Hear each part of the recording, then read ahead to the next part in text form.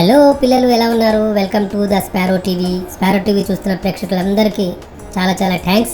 మీరు సబ్స్క్రైబ్ చేయండి, లైక్ చేయండి. ఈరోజు ఒక మంచి విషయాన్ని మీ ముందుకు తీసుకొస్తున్నాను.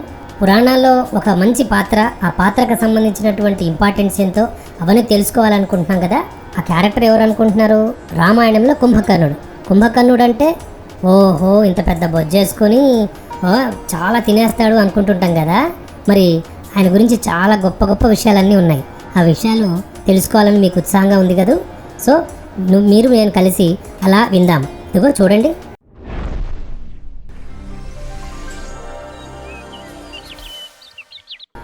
కుంభకర్ణుడు రామాయణంలో ఒక విశిష్టమైనటువంటి పాత్ర.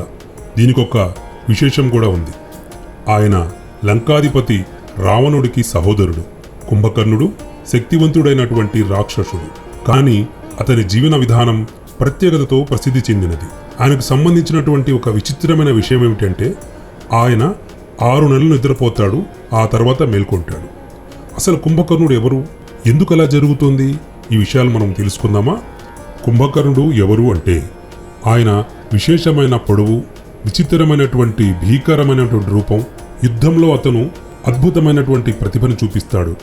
రాక్షస సైన్యానికి ఆయన ప్రధాన శక్తిగా నిలిచాడు. దేవేంద్రుడు కుంభకర్ణుడికున్నటువంటి బలమును చూసి చాలా భయపడుతుంటాడు.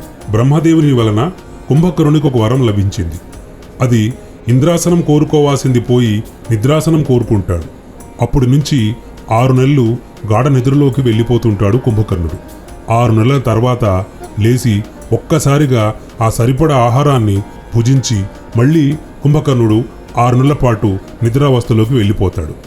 రామాయణంలో ఇతని యొక్క పాత్ర ఏమిటంటే లంకా యుద్ధంలో రావణుడు అతనిని మేల్కొల్పి యుద్ధానికి పంపుతాడు.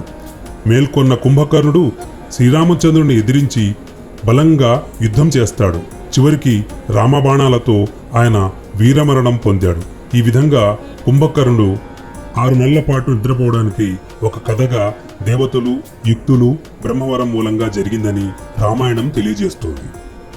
కుంభకర్ణుడి ద్వారా మనకు తెలుసుకోవాల్సిన విషయం ఏమిటంటే ఎంత బలోపేతమైన, ఎంత శక్తివంతమైన విషయం ఉన్నా సరే న్యాయం వైపు ఉంటేనే విజయం తథ్యం, అన్యాయం వైపు ఉంటే ఎప్పుడూ ఓటమి తప్పదు అని తెలుసుకున్నాం. అదిరా పిల్లలు, ఇప్పుడు తెలుసుకున్నారు కదా. చాలా ఇంట్రెస్టింగ్గా ఉంది కదా. ఇలాంటి చిన్న చిన్న విషయాలు, చాలా చక్కటి విషయాలు, చాలా గొప్ప విషయాలు, పురాణాలకు సంబంధించినవి మీ మమ్మీ డాడీ చెప్పకపోయినా ఇదిగో ఈ పిచ్చుకల మీకు అప్పుడప్పుడు చెప్పే ప్రయత్నం చేస్తుంటుంది. వినండర్రా, చాలా బాగుంటాయి. ఓకేనా? సో మరొక చక్కటి వీడియోలో మళ్ళీ కలుద్దాం. అంతవరకు stay tune to the Sparrow TV. Take care. Bye bye.